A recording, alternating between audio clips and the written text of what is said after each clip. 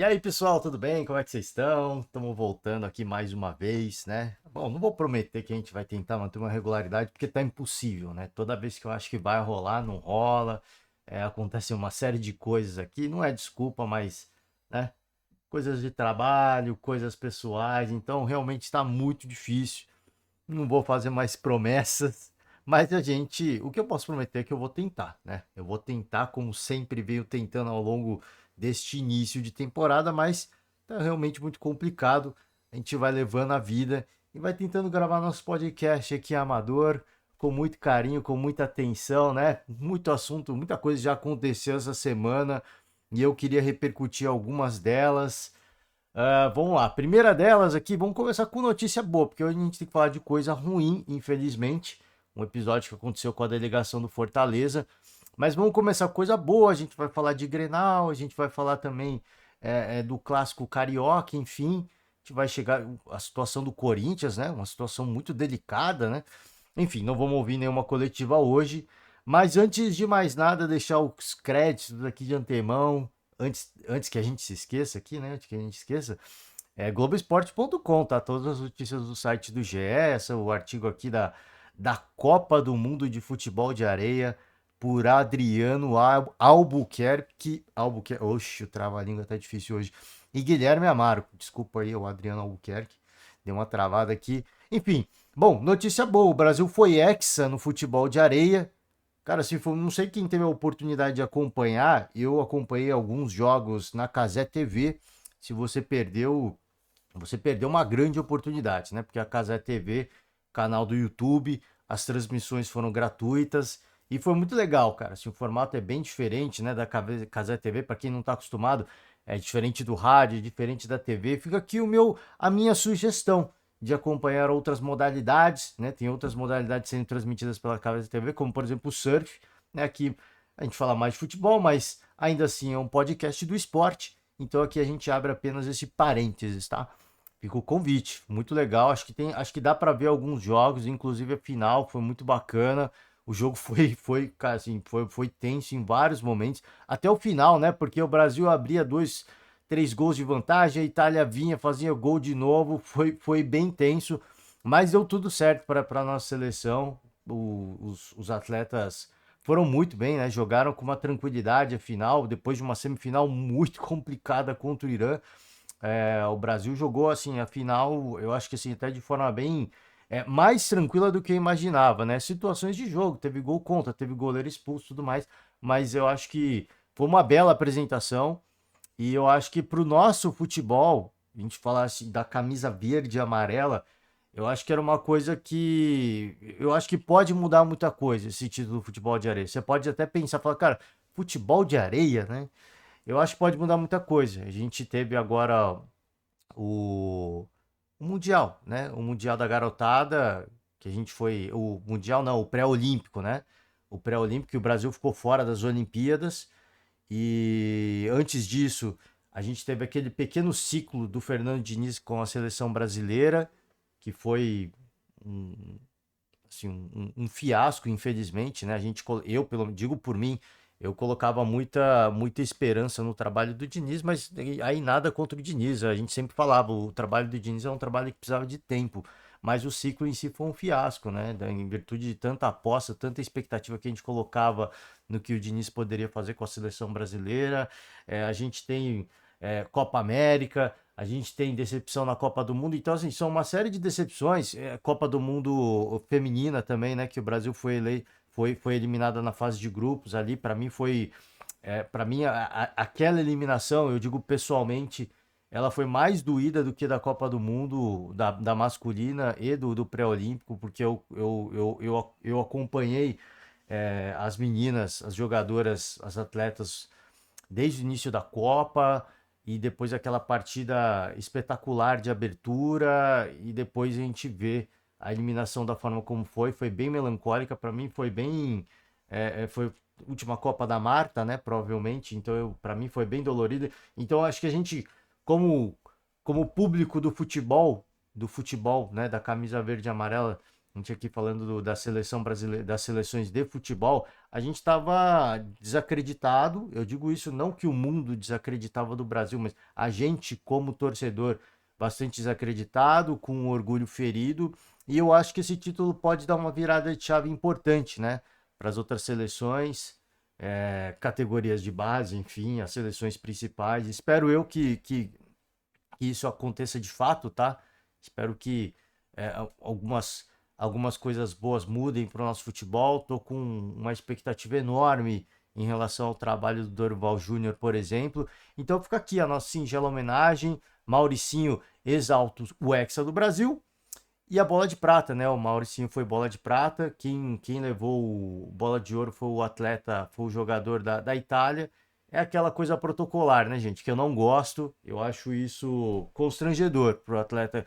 Por mais que ele tenha sido o melhor, né? É diferente, por exemplo, de um Diego Forlán, o Uruguai não chegou na final. Acho que o Uruguai foi quarto naquela Copa, né?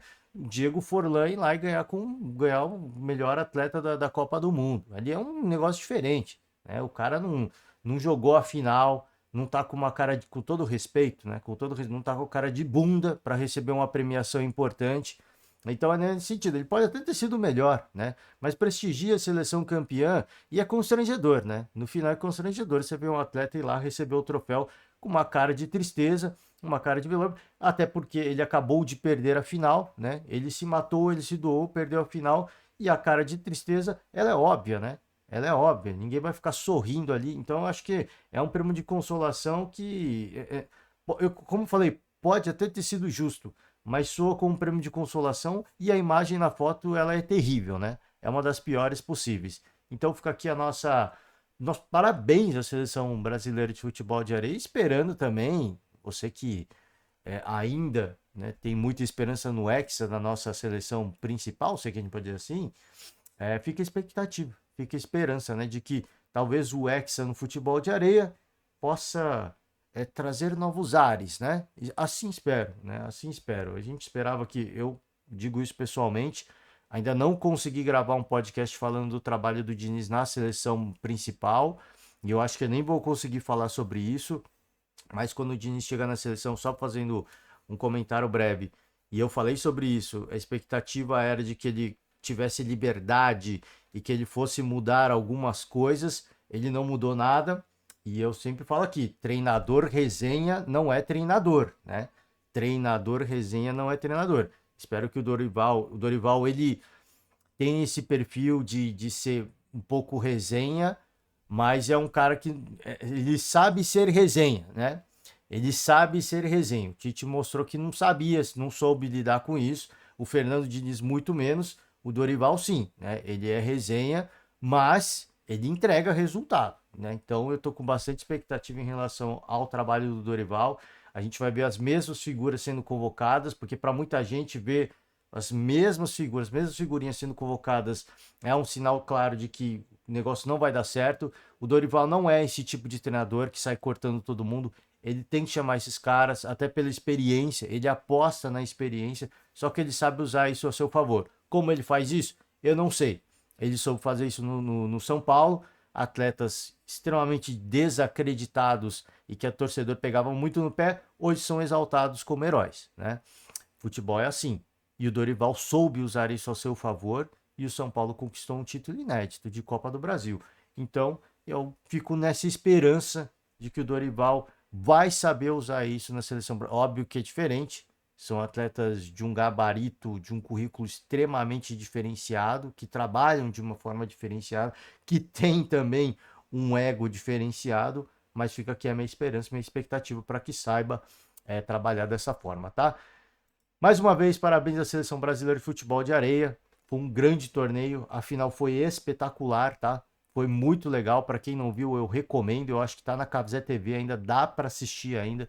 Aqui as palavras do Mauricinho é um significado muito grande para mim. Estou muito feliz de poder colocar o Brasil no topo novamente, fazer parte de uma história, uma responsabilidade muito grande vestir essa camisa que é a mais valiosa da modalidade, carregar um legado que foi deixado por tantos craques, tá? Então fica aqui, né, a nossa singela homenagem. Vamos de, assim, a gente pula de uma notícia feliz, que foi o título da seleção brasileira, por uma notícia lamentável, né? E na esperança e na expectativa de que algo aconteça, né? Não sei se está todo mundo antenado, eu imagino que sim. O artigo por Juscelino Filho, a delegação do Fortaleza foi alvo de uma emboscada, né? De torcedores do esporte. E, bom, atentado contra o ônibus do Fortaleza na madrugada da última quinta-feira deixou mais de 1.200 lesões físicas dos atletas, né? As imagens são fortes. Aqui é apenas uma pedra e aqui uma camiseta, não sei, manchada de sangue, muito sangue, tá? Muito sangue. Eu não gosto de trazer imagens aqui, mas eu trago justamente para causar espanto mesmo. Se você ainda não viu, se você que nos assiste aqui por imagens, né? Eu estou passando as imagens. Não tenho dúvidas de que não estamos hoje velando alguém por segundos ou pela mão de Deus, porque muitas das lesões poderiam ser fatais por centímetros, tá? Aqui ó, as imagens do Escobar, lateral esquerdo do Fortaleza, ele tomou 13 pontos entre a boca e a sobrancelha. Aqui a boca do atleta, a sobrancelha, parece aqueles lutadores de boxe que tomaram um soco no supercílio, abriu e teve que tomar ponto, né? Só para você ter uma noção. E ele é um jogador de futebol, né? Eu estou falando de boxe aqui porque é um esporte de contato físico.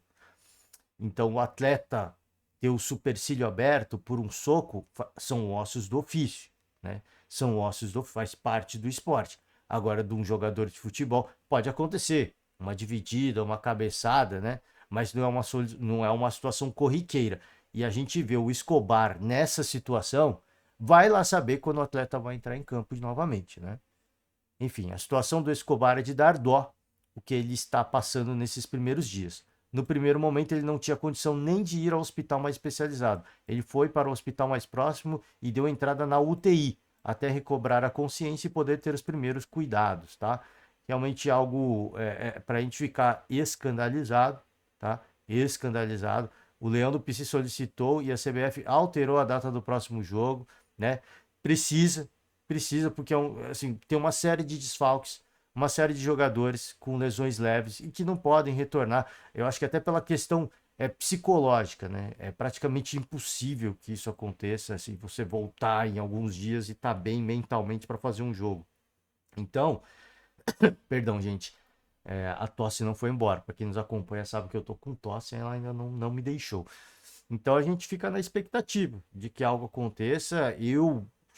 Inclusive, eu falei sobre isso no último podcast, né? Eu falei sobre isso, é curioso, né? Eu falei sobre isso e isso veio acontecer. E tudo que eu falei ali, eu acho que eu falava de Botafogo, né? De alguns torcedores que realmente podem se exaltar e para que isso não aconteça, pedindo encarecidamente, né? Entendo a frustração dos torcedores pela temporada que aconteceu com o Botafogo, mas pedindo encarecidamente para que os torcedores não apelassem, né? Assim, por uma manifestação mais violenta. E curiosamente veio acontecer, né? E a gente continua ouvindo, e aqui eu vou fazer mais uma vez o meu desabafo em relação a isso. Muitos personagens da imprensa esportiva que falam não são torcedores sim, e por isso que o caso ele é minimizado, né? Por isso que muitas vezes situações como essa são jogadas para baixo do tapete, porque são torcedores sim, são tratados como torcedores, né? E muitas vezes quando pegam o autor de um crime ou alguém eventualmente é preso, este alguém é liberado em pouquíssimos dias porque é um caso ligado ao desportivo, né? Ao cenário desportivo, um crime de menor periculosidade e o cidadão, o criminoso, né? No caso, é liberado. Por isso que eu sempre falo, é preciso uma lei específica. Eu entendo o ponto de vista das pessoas que falam, isso não são torcedores, são criminosos, foi tentativa de homicídio. Eu concordo, porque eles estão tentando segregar esses criminosos do esporte para que eles sejam punidos como qualquer outro criminoso do nosso cotidiano, que comete um crime, uma tentativa de homicídio, que para mim isso foi uma tentativa de homicídio no nosso cotidiano. Eu entendo isso. E eu entendo isso. Mas a gente insistentemente tentar fazer esse movimento, vai ficar tudo do jeito como está. Porque eles são sim torcedores, né? E eles estão vinculados a agremiações esportivas, e exatamente por isso as investigações elas não tomam o mesmo caminho, o mesmo rumo que tomariam se fosse criminosos que alvejassem um ônibus de passageiros comuns, né? Então, eu sempre falo aqui e eu volto a repetir, é preciso, tá, uma conscientização de vários personagens da imprensa esportiva. Dizer que, cara, são criminosos, mas são torcedores. São torcedores, sim. Insistir que esses caras não são torcedores é justamente cara, essa tentativa. Eu volto a repetir, eu entendo essa tentativa de segregar para que eles sejam investigados e punidos da forma como qualquer cidadão seria. Mas justamente por serem torcedores, tá? Torcedores são tratados de uma forma diferente. O crime é tratado de uma forma diferenciada e muitas vezes não há punição. Então, o apelo que eu faço a esses grandes influenciadores que têm voz, né, que são ouvidos por uma grande massa, são torcedores, sim, e têm que ser punidos dentro do cenário desportivo. Ah, não temos lei para isso. Então temos que ter lei, né? A gente não tá, a população não está elegendo toda eleição, uma série de ex-jogadores para o Senado, para o Congresso. Poxa, pelo amor de Deus, né? Pelo amor de Deus, vamos fazer uma proposta de lei para mudar algumas coisas, porque desse jeito não dá mais, né? Então, se a gente ficar insistindo nesse discurso de que não são torcedores, não vai mudar nada, né? Não vai, porque são torcedores. Esse é o ponto que eu estou falando. Eles são torcedores e exatamente por isso são tratados de uma forma diferente, né? Crimes de menor periculosidade, né? Estão vinculados ao cenário desportivo e muitas vezes as investigações nem tomam o caminho que deveria tomar, com a seriedade que deveria tomar, né? Enfim, fica aqui o nosso manifesto mais uma vez, na expectativa e na esperança de que algo aconteça, tá? A gente sabe que o esporte já tomou punição, enfim, não vai ter torcida nem com o mandante nem com o visitante. O esporte vai apelar, enfim, é complicado. Eu também acho muitas vezes injusto que o clube seja punido, mas lamentavelmente é por isso que eu falo, são torcedores. São torcedores. Eu volto a repetir, para quem fala que não são torcedores, também tentam blindar o clube, que o clube não tem culpa, né? O clube tá lá, a gente vai jogar, tudo bem. A gente conversa com a polícia, tenta pensar o melhor esquema de segurança para a delegação visitante, mas no fundo são torcedores, né? E a forma que a punição acontece, ao invés desses personagens serem investigados e presos, o clube é punido. Porque são torcedores, gente. São torcedores. Por isso que eu sempre faço o apelo aqui. Vamos parar de falar que não são torcedores. São torcedores. Por isso o clube é punido, talvez até de forma injusta. Porque eu acho que quem deveria ser punido são esses elementos, né? São esses criminosos, que são torcedores, né? Enfim, fica aqui apenas a minha humilde manifestação para que os influenciadores, os grandes influenciadores, também tomem esse caminho e a gente passe a cobrar por leis específicas, né? Ah, o clube não tem culpa. Então vamos parar de punir o clube, vamos começar a punir quem realmente cometeu o crime? Talvez seja um caminho interessante a ser seguido, tá? Vamos voltar agora para o nosso futebol. A gente vai passar aqui por alguns resultados dos campeonatos estaduais. Queria deixar o destaque aqui para o Grenal. Internacional venceu o Grêmio, saiu atrás, hein? Conseguiu uma virada, golzinho no final, gol importante, vitória no Beira-Rio, para lavar a alma, né? Perdão, gente. Para lavar a alma. Acho que do torcedor colorado, que né, nos últimos anos estava realmente muito complicado enfrentar o Grêmio.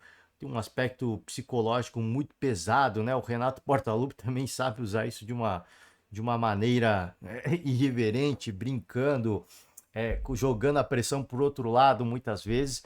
E dessa vez o Inter sofreu, mas venceu. Destaque aqui para Internacional e Grêmio, tá? Para muitos, de repente o maior clássico do futebol brasileiro, não sei, né? Fica aqui o. Perdão, gente. Nossa, tá complicado aí. Fica aqui a reflexão, convite à reflexão para você, tá? Vambora, vamos de campeonato carioca, que aqui a gente teve a vitória do Botafogo, vitória importante, né? Para Botafogo que tenta retornar, né, ao G4. O Nova Iguaçu tá impossível também, hein? Alguém vai ficar de fora. Eu tô achando que alguém vai ficar de fora, porque o Nova Iguaçu tá embalado. O Vasco venceu Volta Redonda, vitória importante, e o Flamengo venceu o Fluminense, né? Talvez de todos os jogos, de todos os estaduais, até de todos os estaduais, talvez não, né? Porque teve o Grenal também, mas junto com o Grenal, vamos colocar assim, junto com o Grenal, para muitos, falar Flamengo é a maior torcida do Brasil, para muito, para a maioria do país, talvez, era o clássico mais esperado, o jogo mais esperado da rodada, até porque, do final de semana, né? Até porque existe aquela coisa do orgulho ferido, né? O Fluminense ganhou o último campeonato carioca da forma como foi, de forma humilhante, né? No segundo jogo, a forma como o Fluminense conquistou o título carioca. Então tem essa coisa, né? Do orgulho ferido e a vitória, ela, acho que aconteceu, o segundo gol é simplesmente uma pintura. É algo assim, que quando a gente olha para o elenco do Flamengo, a gente fala, a gente sempre falava nos últimos anos, né? Por que coloca o Flamengo como um dos favoritos? Por causa do time, do elenco que tem. E assim, um elenco como o Flamengo permite, né? Permite o tipo de jogada que terminou com o segundo gol. Foi simplesmente uma obra de arte, tá? O time do Fluminense também permite isso, mas o do Flamengo executou à perfeição. Um jogo que parecia, até por componentes psicológicos, talvez, um jogo que a gente tinha expectativa que seria complicada para o Flamengo e o Flamengo tornou o jogo fácil, né? A sua moda, o seu modo de ser, na confiança, na consolidação do trabalho do Tite, que me surpreende, né? Eu não tenho dúvidas que o Tite é um dos melhores treinadores brasileiros do momento, se não o melhor. Eu vou na linha de que o Dorival Júnior hoje é melhor, tá? Mas até antes da conquista da Copa do Brasil, eu ainda colocava o Tite como o melhor treinador brasileiro em atividade. E depois da conquista da Copa do Brasil, eu coloquei o Dorival Júnior nesse primeiro patamar, nessa primeira prateleira. Mas ele tá ali junto com o Dorival Júnior, na minha opinião, grande treinador. A dúvida que eu tinha é sempre aquela coisa, né? Os especialistas, e eu sempre respeito a opinião, né? E muitas vezes eu cito o nome desse personagem, né? Ricardo Maurício Prado, né? Grande jornalista, colunista rubro-negro, sempre fala, cara, o jogo posicional não combina com esse elenco do Flamengo, né? Não dá certo. E o Tite é um cara extremamente posicional. E eu ficava poxa, não sei se vai dar certo. Porque o Renato Maurício Prado não tem nem que discutir. O cara acompanha o Flamengo muito mais perto do que eu. Se ele tá falando isso, eu não concordo muitas vezes com isso, né? Com esse. Pô, existe uma doutrina. Os jogadores profissionais, muitos com experiência internacional, da forma como são, não conseguem assimilar um jogo posicional. Isso para mim não entra na minha cabeça. Mas enfim, sempre respeitando muito a opinião do Ricardo Maurício Prado. Pô, se ele tá falando, se ele que vive Flamengo e tá falando que não casa o jogo posicional, e até os últimos trabalhos dos últimos treinadores a gente conseguiu ver isso de fato acontecendo, eu ficava nessa, não sei se o trabalho do Tite vai dar certo, né? Porque é o começo de temporada, acredito que vai dar, sempre torci para dar certo, agora eu acho que vai dar certo, e esse foi talvez um dos jogos que mostrou isso, tá? O Fluminense mostra um certo desgaste ainda, um time que ainda tá demorando. Não ri, gente, eu tô tossindo. O time ainda que tá demorando a engrenar. Tá com a cabeça também na Recopa, né? Jogo contra a LDU. Saiu na frente. Meu Deus do céu, gente. Vou pedir perdão aqui pela tossida. Saiu na frente, acabou tomando o gol do empate no final, né? Enfim, Fluminense que tem essa preocupação. A gente sabe que, pelo menos eu digo por mim, o jogo, um clássico contra o Flamengo é mais importante, mas um título de Recopa é algo importante, né? Assim, se de repente não ganha e aí vira motivo de gozação, eu acho que tem que ser priorizado de fato, né? Mas já há um tempo o Fluminense está nessa de precisa engrenar, precisa engrenar, precisa engrenar. E a desculpa, para mim, é desculpa de que é início de temporada, ela não cola mais, né? Ah, tivemos um tempo de férias adicional por conta do Mundial. Eu concordo. Eu acho que todo mundo tem que descansar. Agora sim, se todo mundo tem que descansar e todo mundo vai voltar mais tarde, o argumento de que a pré-temporada for curta, para mim não cola, né? Isso foi uma decisão que vocês tomaram. Agora, isso não pode ser usado como argumento para um futebol ruim ou meia boca, tá? Então, acho que tem chão ainda para engrenar. Não tenho dúvida do trabalho de Diniz, dos atletas que lá estão. Compreendo sim que houve uma pré-temporada curta e que os caras ainda não estão bem fisicamente e não estão bem entrosados. Mas isso tudo foi o planejamento deles, né? Eles planejaram esse início de temporada.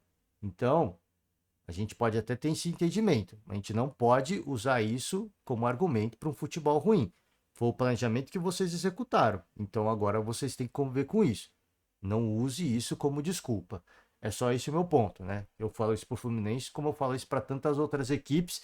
E daqui eu vou para o Campeonato Paulista, tá? Porque a gente teve alguns resultados importantes no Paulista, por exemplo, o Bragantino, né? Vai estrear na Libertadores e, e poupou o time contra o Ituano, né? Venceu o Ituano por 1-0. O Palmeiras saiu atrás do Mirassol, depois daquele jogo contra o Corinthians, né? Segundo gol do Corinthians, né? O Everton foi muito criticado pelo torcedor do Palmeiras. Eu fui ver só, fui ver isso aí só depois, né?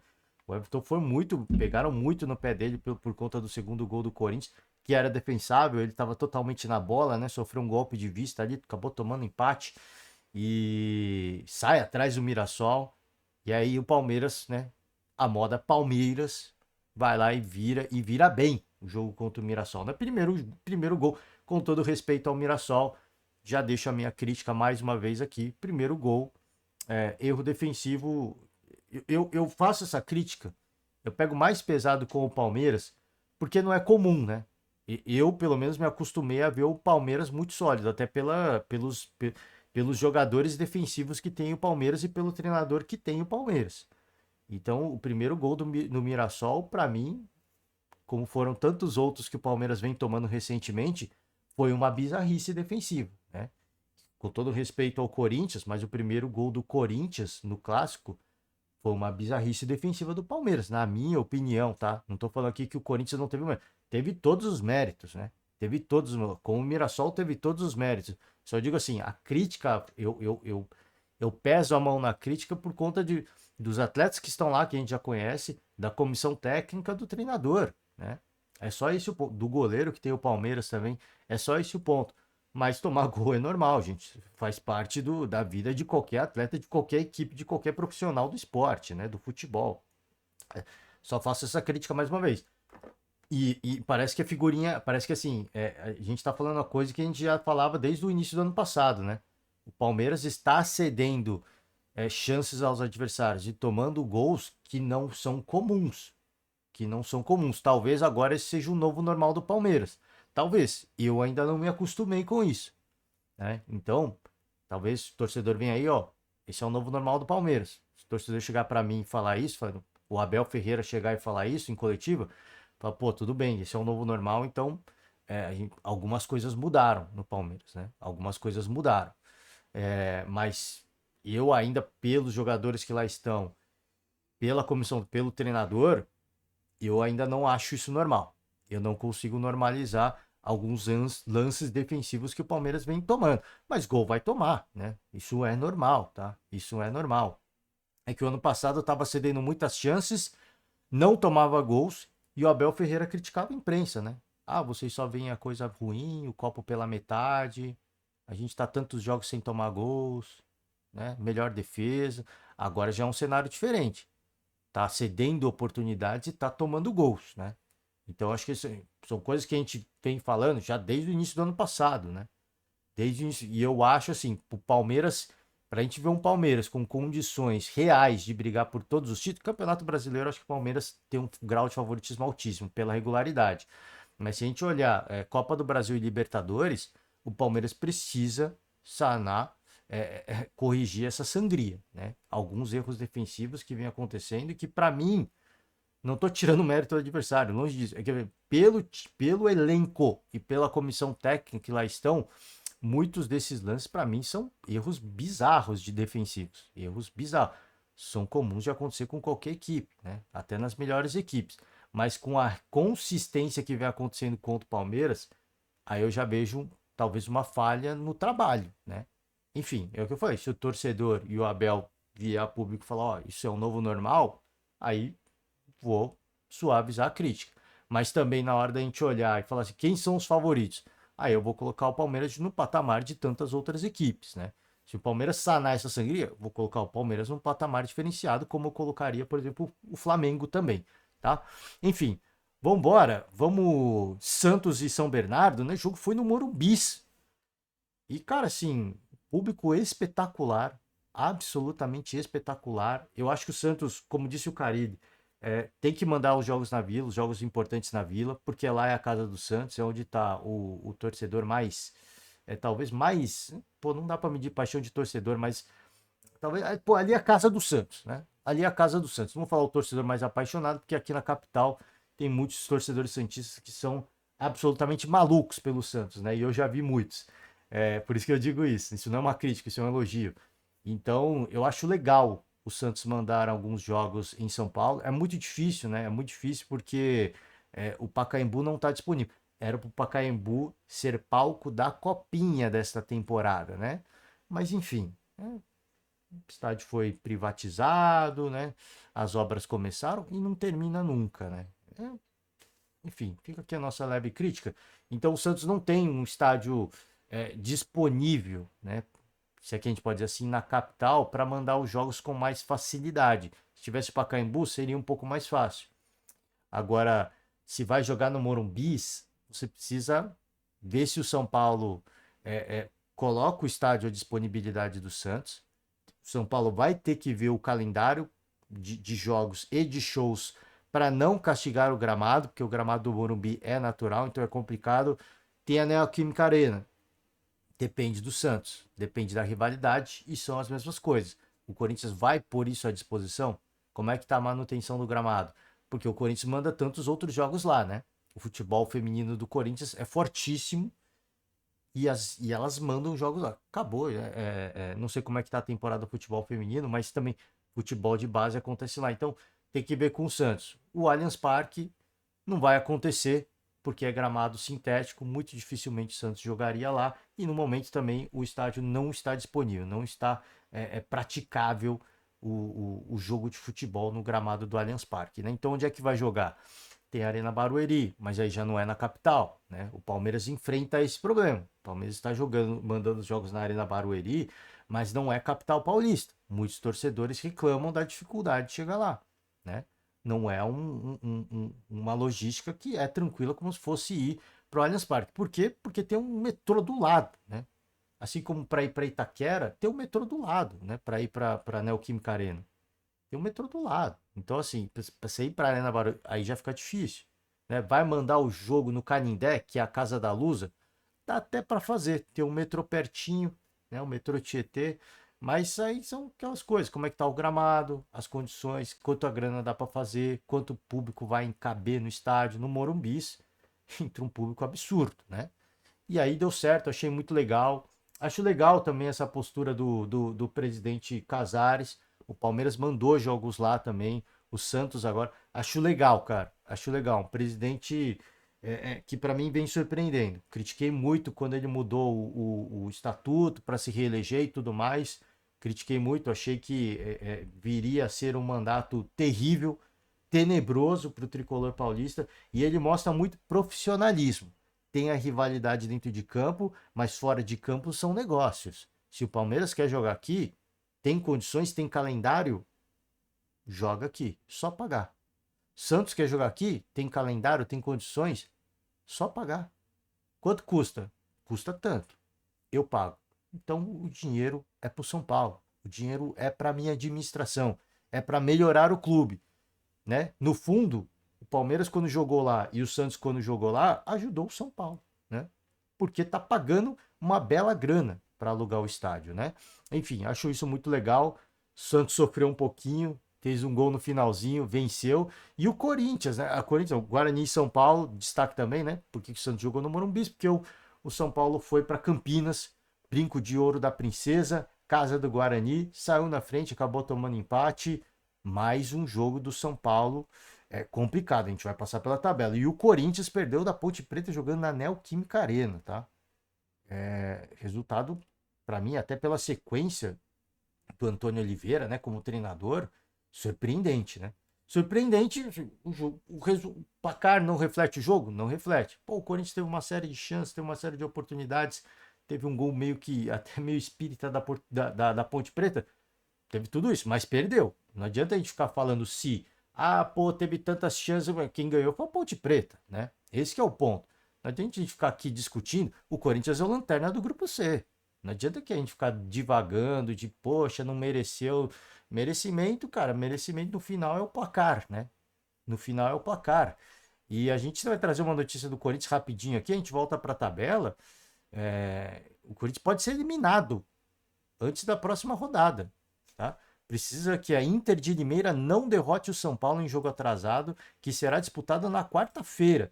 O momento do São Paulo já não é legal. Você tem do outro lado o Corinthians, né? A gente não está classificado nesse momento, né? O São Paulo. Acho que o São Paulo não jogaria para perder da Inter, né?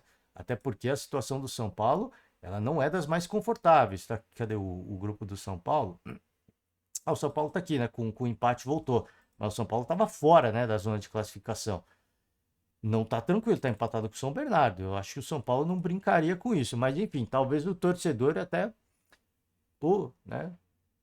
Entrega aí, mas o São Paulo pode correr o risco de ficar de fora também dessa brincadeira, né? Então eu acho que não iria por esse caminho. Mas você vê a situação do Corinthians, né? Não é uma situação fácil. Ó, tabelas aqui, o Santos absoluto, né? Impressionante a campanha do Santos. A gente tem que parabenizar tudo que vem acontecendo, né? Tudo que vem, o novo presidente, o trabalho do Carille é espetacular. Espetacular o trabalho do Carille. Eu vi o Carille numa entrevista com o André Hernan, canal do André Hernan. Ele estava no Japão, elogiou muito o futebol japonês. Falou assim, cara, questão de planejamento, como eles se planejam, tem pré-temporada, a gente tem tempo para fazer tudo. Se tá mal, eles deixam seguir o trabalho. Então, assim, cara, ele elogiou muito. Achei que ele demoraria muito a retornar ao futebol brasileiro. Voltou ao Santos, né? Eu acho que pelo carinho, talvez até por uma coisa de, poxa, ficou um trabalho incompleto. Eu quero completar esse ciclo pelo momento do Santos de estar numa Série B. Veio com convicção, veio com vontade e a gente tá vendo o resultado aí, cara. Um trabalho espetacular, tá de parabéns o Fábio Carille. Sempre disse para mim, sempre coloquei como um grande treinador, tá? Apesar de trabalhos recentes um pouco ruins. O Palmeiras aqui, né? Portuguesa, a Lusa tá em segundo no grupo A, tá? Pode ver uma portuguesa aí, hein? Se tornando ao mata do Campeonato Paulista, quem sabe? Terrível, né? Tenebroso, Portuguesa, Ituano e Santo André. Só o Santos está sobrando, né? Enquanto a gente tem grupos aqui, se a gente pegar o grupo do São Paulo, por exemplo, o grupo do próprio Palmeiras, a gente olha, o grupo A é lamentável, né? É absolutamente lamentável, é desigual, né? Porque aqui a gente tem Portuguesa com 7 pontos. O Guarani, que é o último do grupo B, tem 6, né? O Água Santa tá ficando de fora, tem 14 pontos, né? Tá ficando de fora da brincadeira. Enfim, Palmeiras e Ponte Preta, 21, 16 pontos. Bragantino e Inter de Limeira, o Corinthians é o lanterna, porque o Corinthians tem 10 pontos. Tem pouco? Tem pouco, mas tem 3 pontos a mais que a Portuguesa, né? Então você vê, regulamento, não adianta a gente ficar, a gente vai ver muita gente reclamando. Esse regulamento é um absurdo, que não sei o quê, mas engraçado é que todo mundo assina, né, o regulamento. E quando os grandes estão sempre se classificando, com todo respeito quando eu digo grandes, ninguém reclama, né? Ninguém reclama. Novo Horizontino e São Paulo aqui, grupo forte, cara, pegadíssimo. Botafogo, por exemplo, de Ribeirão, 11 pontos. A Portuguesa tem 7, né? Então você vê que muita gente que tá pontuando pra caraca vai ficar de fora da brincadeira. E aí não adianta de novo, né? Aquela velha história, e a gente vai ouvir isso. Esse regulamento do Paulista é um absurdo. Que não sei o que. Engraçado é que todo mundo, quando vai lá na reunião da federação, todo mundo assina o regulamento, tá? Gente, é isso. Eu vou finalizar por hoje. Era para ser um podcast mais rápido, me estendi demais, né, na questão da Copa do Mundo, né? Deixar aqui mais uma vez o nosso parabéns à seleção brasileira de futebol de areia. A questão do Fortaleza também, a gente torce para que aconteça alguma coisa, né? Alguma coisa mais séria, uma ação mais enérgica do poder público, porque eu acho que é necessário. Esse caso aqui extrapolou, qualquer tipo de agressão já extrapola, mas isso aqui eu acho que extrapolou tudo que a gente já tinha visto em relação e a gente já viu vários casos graves, hein? A atentados contra delegações. Então eu espero que algo mais enérgico aconteça. Vamos aguardar, a gente só pode aguardar e esperar pelo melhor. Mas enfim, encerro por hoje. Muito obrigado, uma ótima semana para todos, né? E você que nos acompanha até aqui, deixa uma moral pra gente, tá bom? Valeu, um forte abraço e até a próxima. Tchau.